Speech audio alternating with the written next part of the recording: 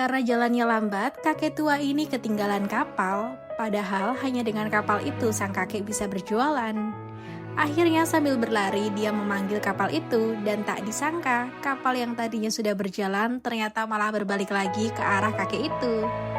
Bahkan orang di kapal juga membantu kakek untuk membawa dagangannya. Dari video ini kita belajar bahwa apapun yang sudah menjadi rezeki kita tidak akan pernah melewatkan kita. Apakah ada yang punya pengalaman yang sama?